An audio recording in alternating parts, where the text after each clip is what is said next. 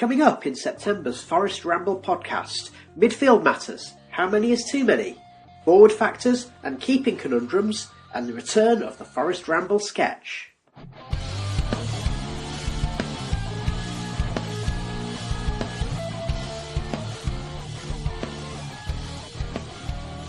Welcome to Midfield Matters, starring Ben Watson, Adlan Gediora, Jack Colback, Liam Bridcut, Ben Osborne, Ryan Yates, Panos Tatsidis and Claudio Jacob.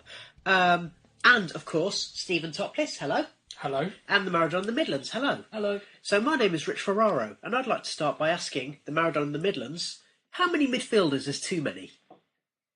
Ooh, I think maybe we've reached that point now. We're getting there. If we haven't already, it's a very odd thing what we've been doing this season, especially this last week or so. It's a bit odd. Okay, Stephen, can you see Forest now playing in a 0-10-0 formation? Like the days of Gary Megson. I really hope. Oh, not. I wish you hadn't said that. I really hope not. Yeah, we've got some options, haven't we? It's like when you play Fantasy Premier League and you realise you've picked one too many midfielders and it won't let you do any more. I think Karanka's now got a sign in front of him that says you have selected too many midfielders. Okay. Counting now, we've got 2, 4, 6, 8 names for 2 places. Now, obviously, Osborne has played most of his football not in that defensive midfield role. But, okay, even allowing for that, we've got 7 names for 2 places in the team. Surely that's too many, isn't it? I can't see Karanka changing his formation. No, I can't. It's from the looks. From the obvious inference would be that it's a reaction to how they played in some of the games this season, where maybe you could say Watson and Colback have been disappointing, and it just from the outside looks like it's a reaction to that, saying I've got to address this. I mean, the club have denied this. I think Karanka, I read this week, had said that it's just because 2 good players became available. Isn't it funny how Tatsidis seemed to become available? Yeah, it is. Yeah, but it's a difficult one. It just feels from a gut feeling that we may be building up problems for ourselves. It is going to be difficult to keep all those players happy.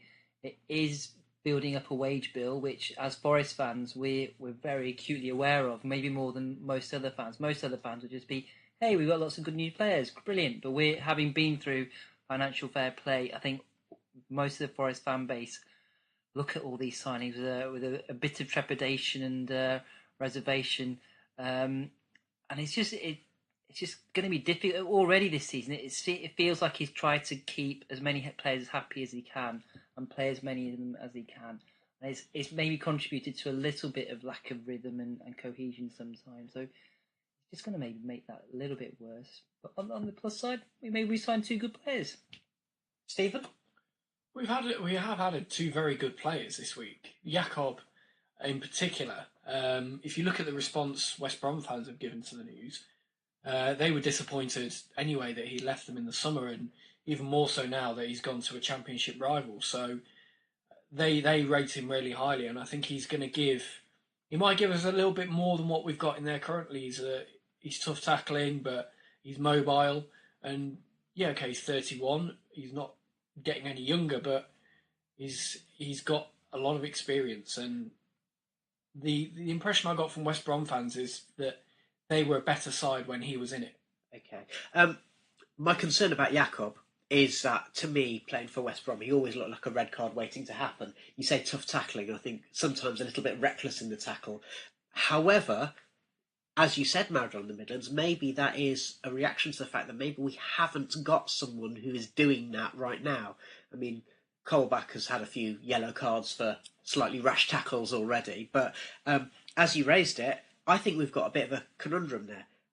My theory is that Colback and Watson as a partnership were well suited last year when Karanka was basically firefighting and we were trying to basically go into damage limitation mode. But if we want a promotion push, they're not going to be the partnership to achieve that. Any thoughts? Yeah, I agree with that. I think maybe they are a bit too similar. And for a promotion... And not just in terms of hair colour. Not just their style of players, or they're both maybe a little bit too immobile and haven't quite got the passing ability and the ability to link play with the forward players. I've been a bit disappointed because seeing Watson this year, it's almost as if his legs have gone over the summer. I was going to say, it just feels like he's just on the turn. He's just like a pint of milk that's just starting to go off, maybe. And it does happen like that. I remember when Jonathan Greening came into the club, and everybody was very pleased because he was an experienced midfielder who was going to take charge of our midfield, and he just over the summer he'd gone. His legs had gone, and he looked terrible. Happened to Paul McKenna as well, didn't it? Yeah. So maybe that's part of it. But it's just I think we have missed. To be fair, Adeline Guedioura as well. He started the season like a house on fire, and he was that player who was providing that bit of drive for midfield and linking up with the forward players. But given his age, it'd be unrealistic to expect him to play every game as well. So we do need some sort of backup. I think Takidis is maybe the direct replacement or alternate to Guedioura, and Jakob maybe the long-term replacement or once he's got his fitness back this season for Watson and Colback. But it's just getting the combinations right, and that sort of he's. I think there's maybe a slight identity crisis with Karanka in his team selection as well, because I get the feeling that his natural tendency is to build a solid team first and foremost. And now we've brought all these attacking players. It's a little bit playing the holding midfield players is one part of him saying, I've got to make sure we don't concede first and we've got to hold on. But then we've got all these other attacking players, and it's just linking the two together and forming that identity where we're not a defensive team, we're not an all-out attacking team. It's just a good team who knows how to defend when it needs to be and can attack and score goals as well.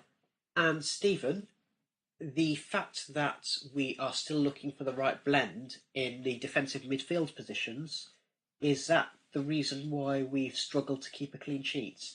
I think it is. It's an important part of the team if you're going to play with that formation, because it's a solid base. And it helps your attacks form, but it also defensively gives you more steel and it makes you harder to beat. And I think we have struggled. If you look at the last couple of games, where certainly in the league games anyway, Wigan, Birmingham and Brentford, they've followed similar patterns where we've fallen behind and we've struggled, and then we've managed to claw our way back in. Albeit at Brentford, we did that, got to 1-1 and then conceded again. And it was actually at Brentford, it was most evident that the link between the midfield and the attacking midfield three and the striker, it wasn't really there, wasn't really working, and Brentford had so much space to play in. They could have been 2-3 ahead in the first half. And do we therefore absolve the back four from... I mean, individual errors. Let's be my take on this is that individual errors will happen. You could have the best defenders in the world, and once in a while, a defender will make a mistake, and that will perhaps lead to a concession. So, for example, I would say the second goal that Birmingham scored, that Shea Adams scored, really, that was a case of Figueiredo in the main, but also a bit of Fox just standing off a little bit too much, giving a pair of legs just that little bit too much room. But on the whole, would we say that we're happy with the centre halves and the full-backs? Yeah, I think we've got a good set there, a good set of defenders, and we have plenty of options in those positions. So yeah, I don't think it's the defence so much that's the problem, or the back four, if you like. I think it's just finding a way to make the midfield tick and make it work as a unit. Once that happens, then I think our results are going to pick up.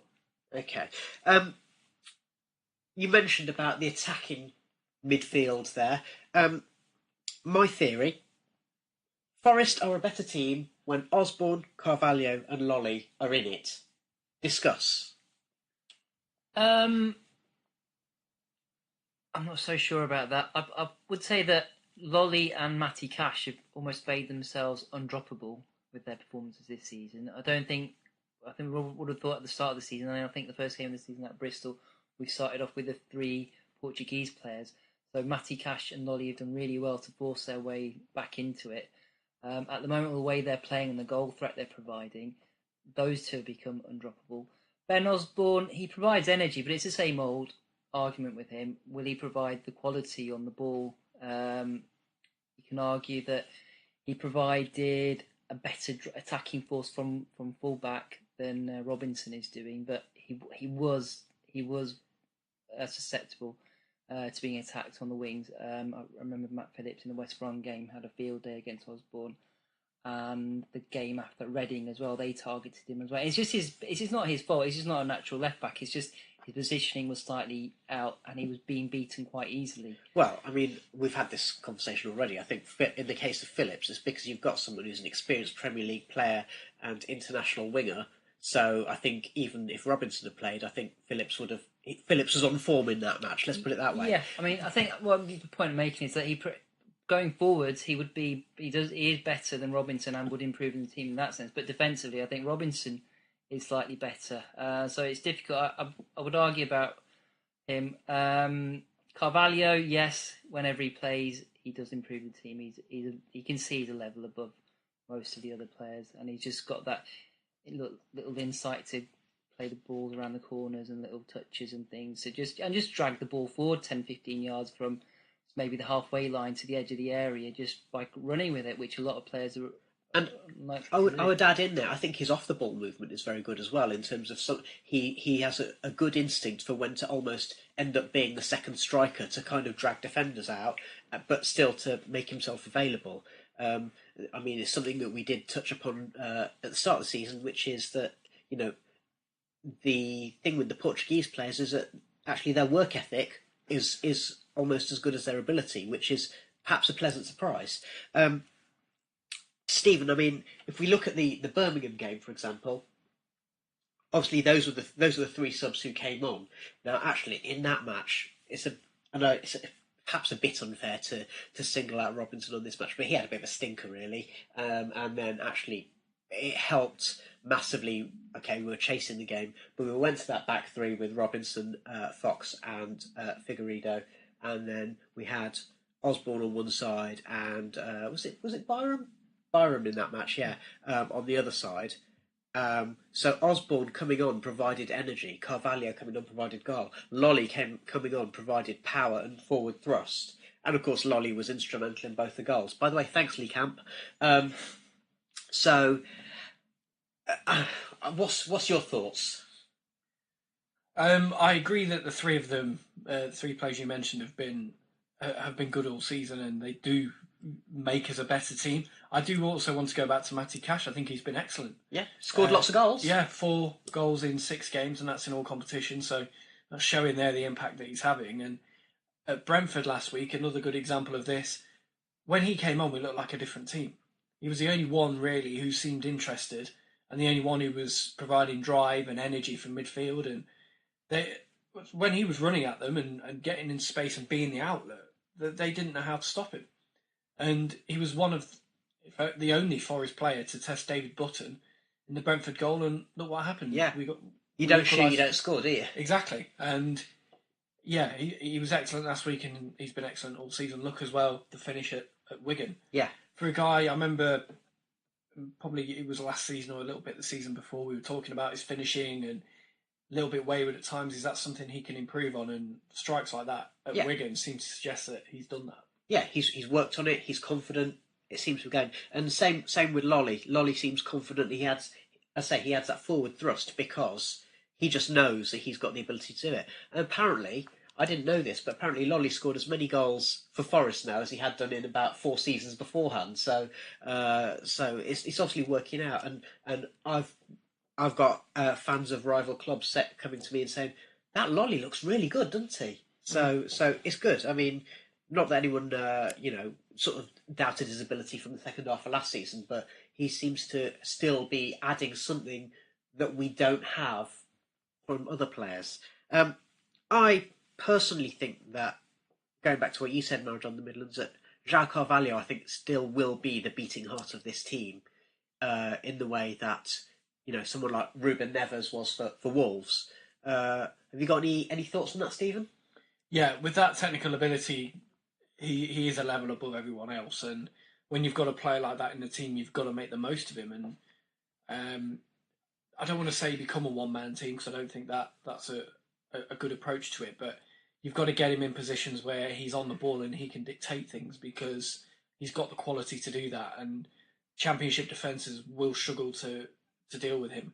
And he's been good so far. Probably hasn't set the place alight as such, but there's plenty of time for that to happen. He's still finding his feet and still picking up.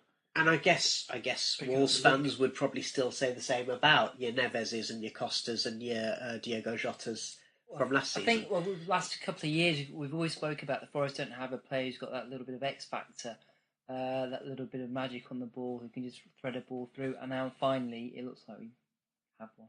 Yeah, but the trouble at the moment is that he's probably the other players aren't up with his radar just yet, are they? Maybe not. No. But we've played some lovely one-touch stuff around the box when he's been involved, and I've seen some particularly. Obviously, Diego Gonçalves has struggled to get in the team, but there've been some really lovely moments of play between Gil Dias and Carvalho as well, because they are on the same wavelength, I guess. I don't know. What do you make of Dias, married on the Midlands? Hot and cold, I think. He looks amazing, or he disappears completely in games. I think the Reading game was maybe a shock to the system to the Portuguese guys, because I think it's probably the first time in their careers that they've ever had to play 3 games in a week.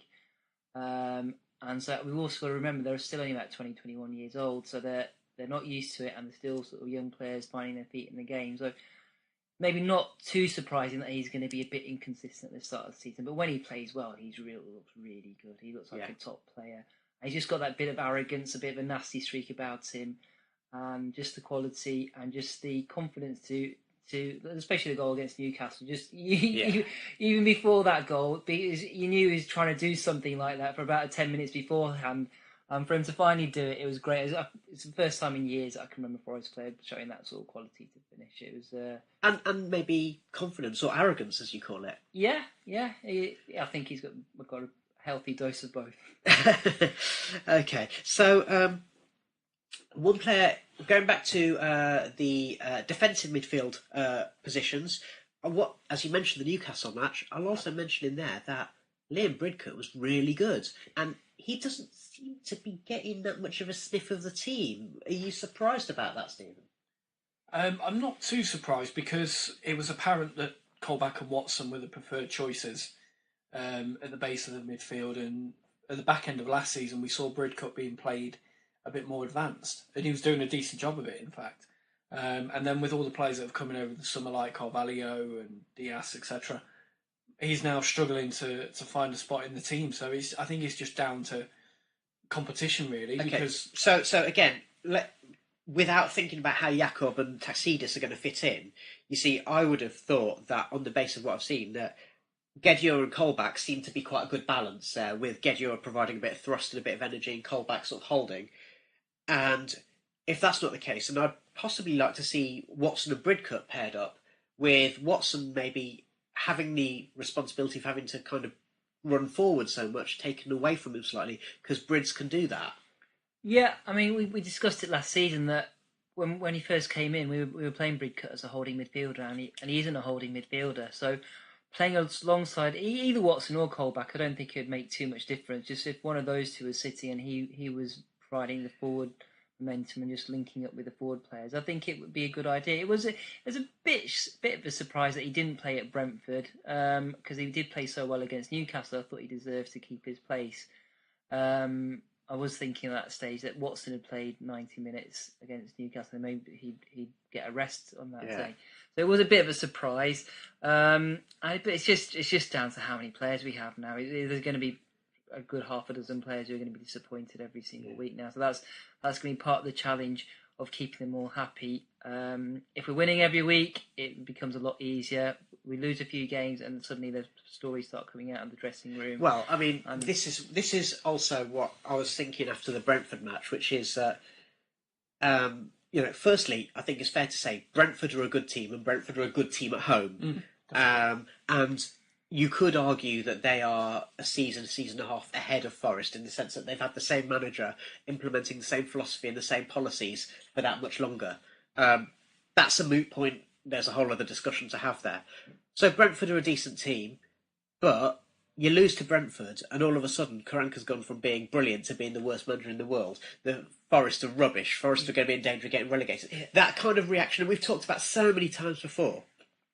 So yeah, I wasn't too disappointed with the Brentford defeat per se, because I was expecting it. A lot of teams will go to Brentford this season and lose.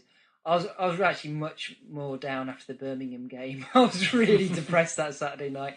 Because that was a lot more worrying for me, because that was a really, really bad performance and a team we should have won against. But I think we turned it around a bit against Newcastle, and Brentford we showed a bit of tenacity in the second half, so I wasn't too down. But it's just the way the world is now.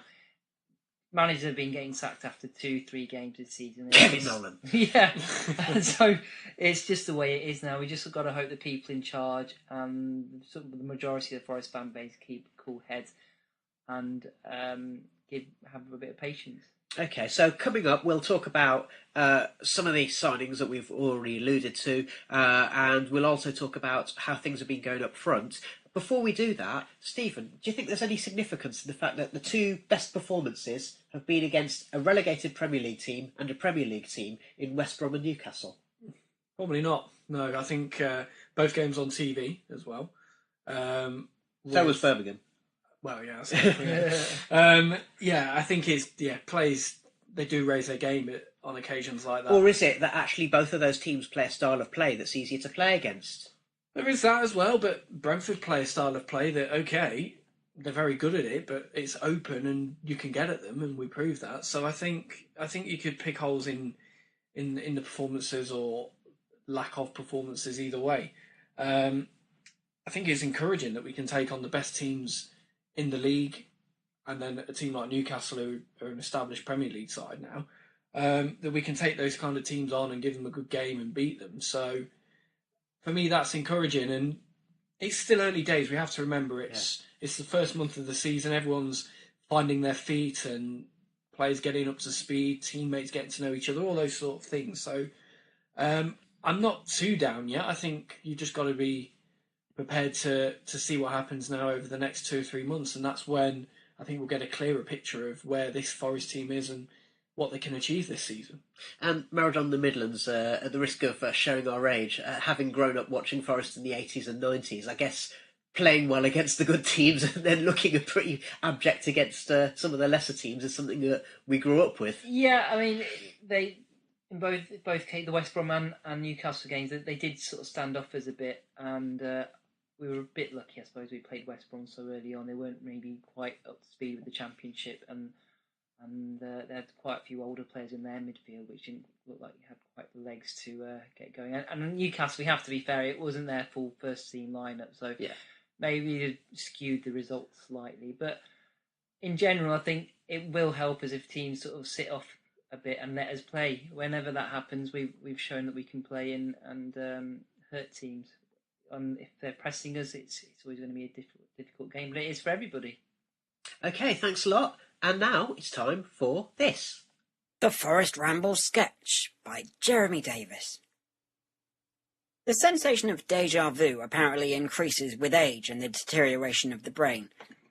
If that's truly the case, then the boys in Garibaldi Red are clearly trying to make us all feel our age, because their early season form is eerily reminiscent of last season's beginning, and they've really rubbed it in by knocking Newcastle out of the possibly soon to be renamed, since they banned selling energy drinks to kids, Carabao Cup. On a personal level, the slightly surreal sense of having been here before is intensified by the fact that the last Forest Ramble sketch of last season mentioned the prospect of wet Wednesday night clashes with Stoke, and Forest's reward for putting paid to the Geordies' hopes of Carabao Cup glory is a Wednesday night match with Stoke City. At home, sadly for cliché fans, and on current weather prospects, probably not even wet. At least that saves us having to blow the bank and bring in Lionel Messi or someone similar, just to see if he really can do it on a midweek night in the Potteries.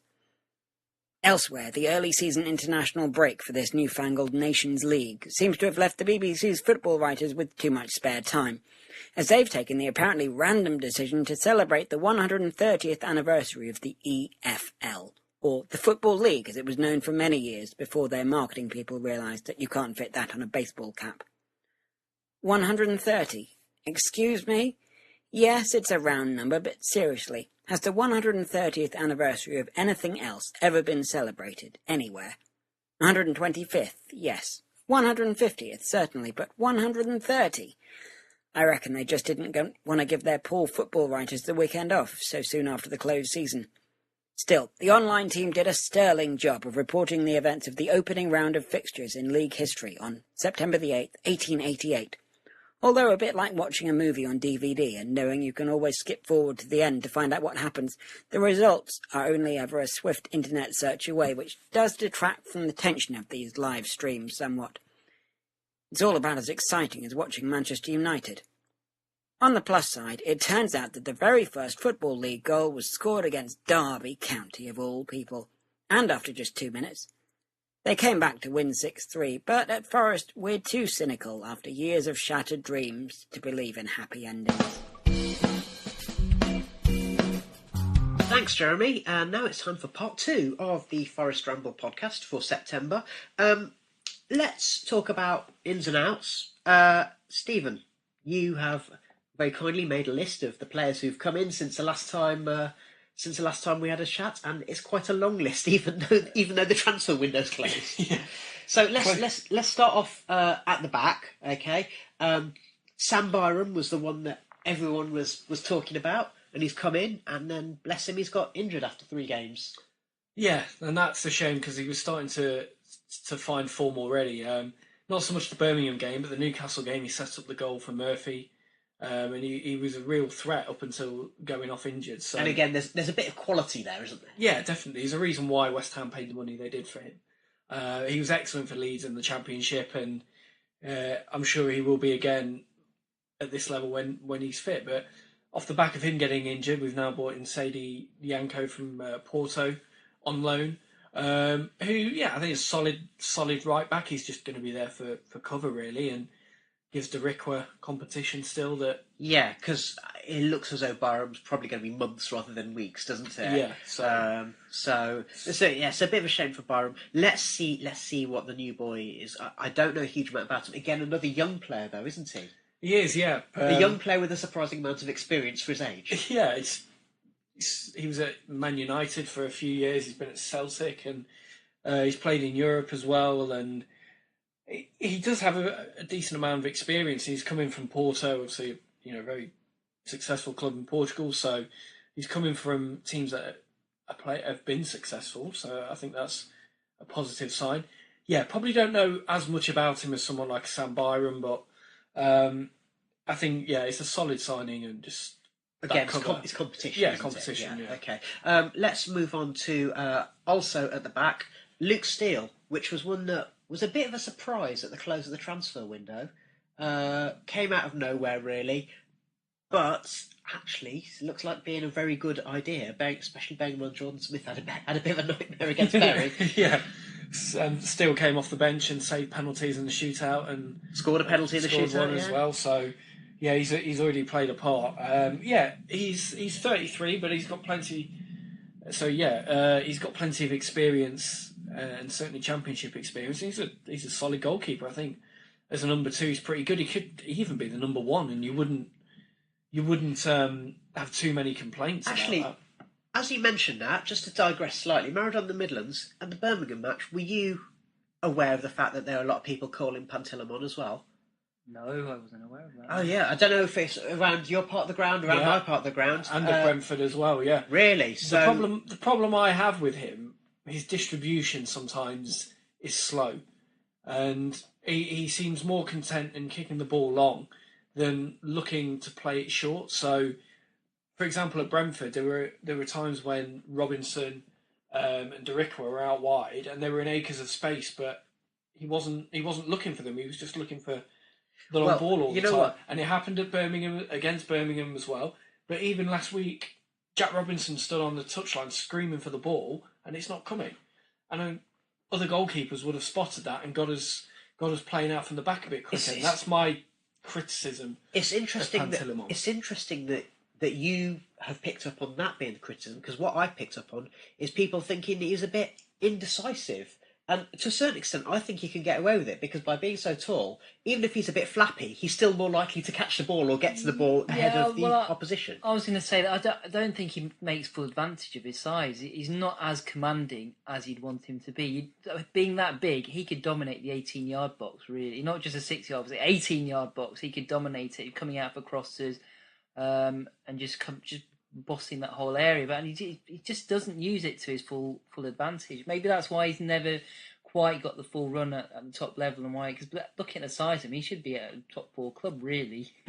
Okay, so we've got a couple of goalkeepers under the cosh. We've got Steele, who's made a good signing, but isn't number one just now. But also at the back, the Hef, married on the Midlands. Yeah, I was surprised to see him come in. I thought because we had quite a decent stable of centre halves, but obviously Joe Worrell's now left, so that makes a little bit more sense now. It's for him to go out and get some more game time. Again, last season we did say, because Joe Worrell had been dropped last season, and we thought, well, surely he's going to come back in next season, but obviously not.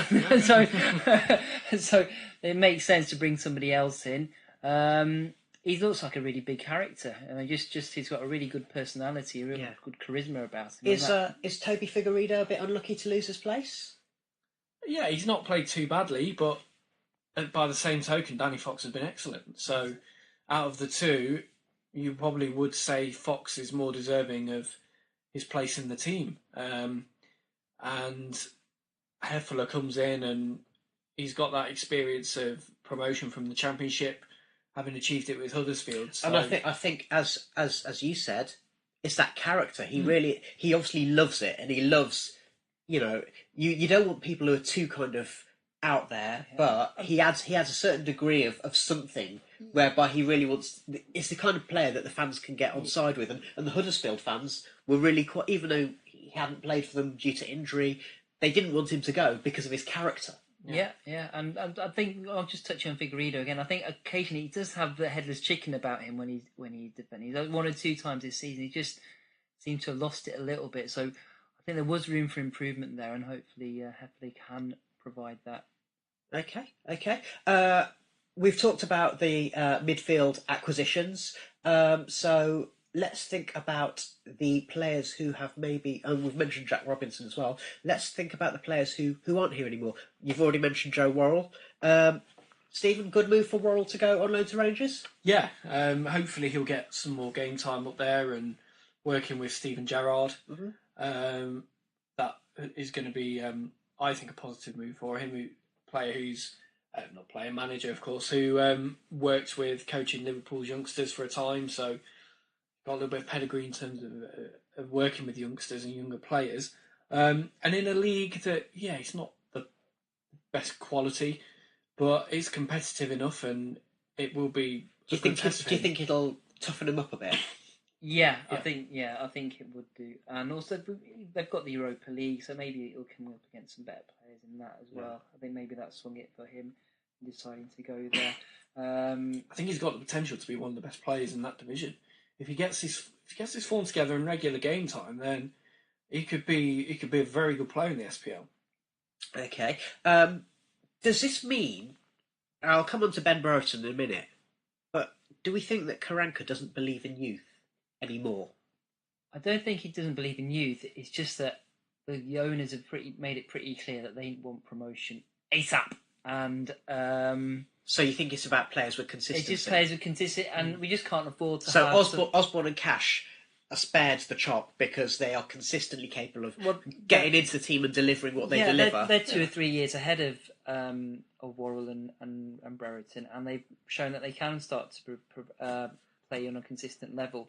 It's just the way it is now. We can't afford to have people in the team learning, because they might make 2 or 3 mistakes in the season, which might cost us 9 points. It might cost us promotion. It's as simple as that. It's just.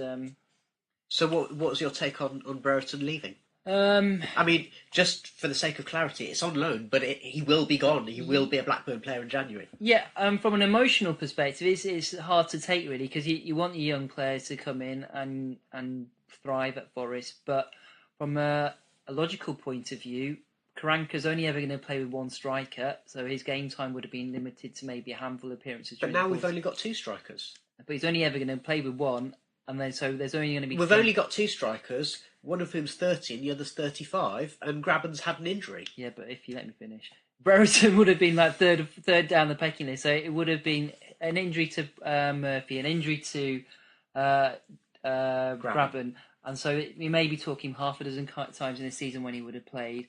He obviously, Karanka doesn't obviously see that he's got the ability there and then now to go and put him in, and he's not the first one. Warburton didn't see either. So if he's not going to play that often, his value in the sitting on the bench or not being in the squad is just going to come down and down and down during the course of the season. It's already probably come down maybe 3 or 4 million from what it would have been this time last year. Well, after the Arsenal match. Yeah, so it just makes sense from a financial point of view to sort of cash in now, because at the moment we are just talking about potential. He's not got a... Does this perhaps also go back to the whole fact that we've got a lot of players in the squad and we need the money to pay the wages without risking FFP? Yeah, the FFP part would have been a consideration as well. But I just think they thought, well, we can make a lot of money from him now. He may never become the player we all think he might be one day. So you just got to sort of roll the dice and say, yeah, we'll cash in now. We've made a good return on it. Okay. Stephen, does this leave us light up front, although well stocked in midfield? It probably does. But then if Brereton goes in January, the window will be open for us to bring somebody else in, potentially as another striking option. I would have liked to have seen him stay and just be that third striker, because in case one of Graben or Murphy gets an injury and then he's back in the team, and it'd be a good position for him to be in to perhaps play second fiddle to a more experienced striker. I understand from the deal that we can't pull the plug on it in January. No, it's a done deal. It's virtually a done deal. So if he tears it up at Blackburn, they're going to buy him. Which, I mean, because the opposite to that is, well, if he does well at Blackburn, could we recall him and call off the deal? But it doesn't. That's not the case. Doesn't seem to be. No, then he'll be off. Also, pointedly, Karanka did make the point that the player wanted to go, so they gave him the option. Karanka made that point, and then also the other thing, and you may or may not have seen this, but Brereton's taken a lot of flack on social media because his "I'm signing for Blackburn" message said "thank you very much to my agents" and didn't mention anything about sorry to be leaving Forest or thank you to Forest, whatever. It was purely, I'm delighted to be joining Blackburn, and thanks to my management. Well, to be fair to me, he may not have written that. That may have been written by somebody at the management team. That does happen with players now. They're not always in control. But from a PR perspective, you'd also expect an agency or a management team to do the right thing there. It's not in their interests to do that, surely. But it does seem from, you don't have to read too far between the lines to suggest that Brereton wasn't happy, having featured in the team quite a lot last season, out of position in the first half of the season, playing up front, toiling away for much of the second half of the season, that now he's third choice at best in a team with only one striker. Yeah, well, I think it comes down to it that Karanka didn't rate him, obviously. He didn't see that player that people think he's going to be. He said he might well become that player, but luckily Forest have, from the looks of it, structured the deal in such a respect that if he does become the successful player, that there's add-ons. There's add-ons there, and Forest will continue to profit from it long term. So it's difficult to criticise the deal from a logical point of view at this stage. It's like you look at Ollie Burke, the uproar that selling him caused at the time, and perhaps understandably, but has he gone on to be the player that we all thought he was going to be? Well, probably not really. That's an example of somebody where we've cashed in and, yes, with the benefit of hindsight, it's actually turned out not so bad in the long run. And perhaps that could be the same for Brereton. Who knows? It's, like you say, it's the risk that you take. Yeah, okay. Well, I guess the difference is, like you said, after the Arsenal match, Brereton's stock was very high, and there was talk of Premier League teams and so on, but we needed him then. With Ollie Burke, I think the difference was that Ollie Burke was actually proving to be one of the most dangerous players in the team at that precise moment in time. But I also think if Premier League teams wanted him, they would have got him. Yeah. We've shown no ability to be able to hold on to any of our players. Yeah. And so I think it is pointed that they didn't come in for him. And also, we've got to remember with Brereton, he's been released by Manchester United during his career. He's been released by Stoke during his career. So maybe he isn't that. When he came in, he did look like a fantastic raw talent. But I don't know. Maybe they just put coaches behind the scenes see something that they don't rate. Yeah, and of course that's the thing. It's we're not going to see that. On the positive side, when it comes to strikers, Daryl Murphy, his goals to games ratio is not looking too bad, is it? Yeah, it's healthy. He's still taking a dog's abuse.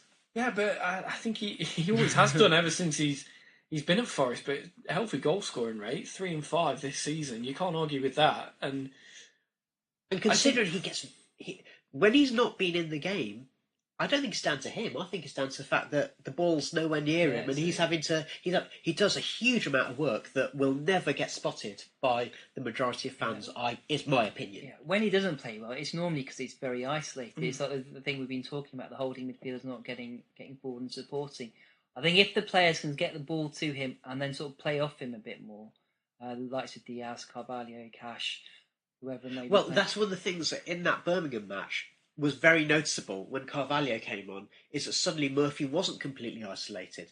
I would also point out that goal against Birmingham was a brilliant take. That's something whereby you're showing you are an experienced striker with a really good eye for goal, because the way he brought the ball down and then shot, I thought was absolutely, outstanding at this level. However, Grabban hasn't really. He's still. I think it's not quite took off for him. Maybe that Achilles thing is maybe because we mentioned in the last podcast that he looked really slow. So maybe he was carrying that Achilles problem right from the start of the season. We don't know. Maybe I just hope he can get over it and prove to be the sort of player that we hoped he would be. I'm still confident he's a 20-goal a season striker at this level. One thing that I was talking to Forest Ramble Dad about it actually, and I was just pointing out that in previous seasons, Grabban has been one of those strikers who has tended to score goals in bursts. So when he was at Villa, he got something like 8 in 10, and then had a little barren spell, and then got a little burst more. And same with Sunderland. So that could well be the way it goes for him. The other person, I suppose, who's now the third choice centre forward, but has played on the wing and unfortunately proved he's not a number 10 against Birmingham, is Hilal Soudani. Now, obviously, Baz in the last podcast mentioned the reasons he loves Soudani. I think he's you've put there, Stephen, that you think he's a bit of an impact player. Yeah, he's useful off the bench. At Wigan and the game at home to Reading, he came on and made a difference. Against Reading when we went 2 up top, and he was playing slightly off the main striker, but he was still in that position where he was dangerous and he was a threat, and he scored the winning goal, a fantastic strike on the first time. And at Wigan, he was there to put in the penalty after it had been saved, so he's got that. I say the thing I loved about that was just sheer determination, sheer will to get there. I've heard people say that he's not an out-and-out striker, but I'd have no fears about him playing. And also, as you pointed out at the start of the season, his goal-scoring record in the Croatian league is actually very, very good, and at international level is very, very good. I don't think he's a number 10 though. Against Birmingham, he looked completely lost and a bad fit in that role. It was asking him to do something that wasn't, he wasn't attuned to, in my opinion. But I think he'd do fine. If needs be, if Grabban and Murphy aren't playing, I'd have no fears about him being the sole striker up front. I think the finishing ability he's shown just demonstrates that he'd be fine at that. And that again, that sheer determination he has. Like he's obviously someone. I mean, just like his compatriot Gediora, he looks at his best when he's really looks like he's enjoying himself. And it's a chicken and egg thing. Is he enjoying himself because he's playing well, or is he playing well because he's enjoying himself? Either way, there's you can see why he's been signed, and he does have something that none of the other attacking players in the squad have. So in that sense, there's definitely something there. So just as we come towards the sort of the last few minutes of the podcast, what's the current situation in terms of? I'm always loath to look at the league before Christmas, but what's the current situation, Stephen? 14th in the league currently. Okay. 6 games played, drew 1. Won 1, drew 4, lost 1. So, yeah, it could be better, but 7 points from the first 6 games. It's a decent enough start. It's something to build on going into September and then on October onwards. But apart from Brentford, I don't think we've looked like losing a game. Which, bearing in mind that we've not played well in all of the games. This is the point I wanted to make, that even when we haven't been too great, we've been solid and we have been difficult to beat. And for me, that is something that's a positive that I've taken right the way through this first month of the season. And Brentford was the game where, we deserved to lose, and you could even say Birmingham, but at least we came back and we fought our way back into that game and got a result out of it. If we'd done the same at Brentford, perhaps the conversation would be slightly different. Because when we did go on the attack at Brentford, we looked a much better team, and they didn't really have much of an answer. The problem was it didn't happen for long enough, and as it happened, we lost 2-1. But for me, that's a positive sign for the whole season. If we've got that mentality that we're going to be difficult to beat, and that we can come back into games and rescue results when we need to, then that's all well and good. But now we need to find a way where we're taking charge of matches and we're getting ourselves into positions where we can win games. Do you agree? Yeah. I mean, after the West Brom game, we were all very excited. And so from there, I think we've come down a little bit. But it just does remind me a little bit of the Frank Clark season when we got promoted. The first sort of couple of months of that season, pretty much the first third of the season. Yeah, we were very inconsistent. We were losing games. We looked easy to score against. And it was the signing. It was the day before transfer windows. And it was the signing of Dave Phillips. He came in, just sat in the midfield, steadied the ship, and from then on we sort of kicked on. It is a little bit different now because the Championship is a lot tougher, and we don't have Stanley Victor anymore in the squad. But I think we've got good players, and I think we give them time and a bit of let the team settle down. I think we'll be fine. I think we've got it in us to go and make a promotion push. And just going back to where I started on this one, there's no point looking at the league table at this point of the season because it doesn't really mean much, does it? No. Okay, so between it's international break, I suspect that will hopefully make a difference as well in terms of Karanka getting a chance to take stock of the players at his disposal, who's carrying niggling injuries, do some work on the training ground. Now, I know that every manager in the league will want to do that, but not every manager in the league has got the same players to choose from. So I would hope that we'll see a bit of an upturn in fortunes after the international break. And then you've made a note there as well, Stephen, of the sort of a big match coming up in the Carabao Cup. Yeah, the third round. Come on, admit it, you were disappointed when we drew Stoke. Yeah, of course. You wouldn't be when you've got big teams potentially lined up and then you get Stoke at home, team in the same league as you, and it's Gary Rowett, and not the most inspiring of draws, but it's a team in the same league as you, and those games are always winnable when it comes to the Cup, so it's a good opportunity to get into the fourth round. Okay, great. Well, thank you so much to Stephen. Thank you to the Maradona Midlands. And we will be back at the start of next month, and hopefully we will see a slight upturn in results and a slight upturn in performances for Forest.